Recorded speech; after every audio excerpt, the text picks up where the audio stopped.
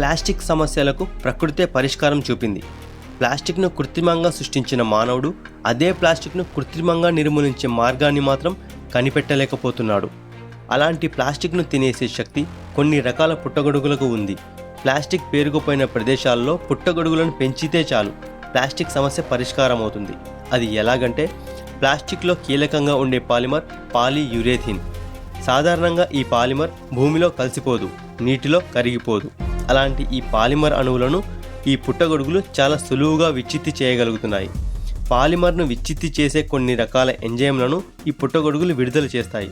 దీని ద్వారా చిన్న అణువులుగా మార్చి వాటి ఆహారంగా ఉపయోగించుకుంటాయి. అంటే వ్యర్థంగా ఉండే ప్లాస్టిక్ను తమకు ఉపయోగపడే జీవ పదార్థంగా మార్చుకుంటాయి ఈ పుట్టగొడుగులు. ప్రతి సమస్యకు ప్రకృతిలో పరిష్కారం ఉంటుంది. అది కనిపెట్టి ముందుకు వెళ్ళడమే మన పని. ప్రకృతి గొప్పతనాన్ని గుర్తించిన వారు ఒక లైక్ చేయండి.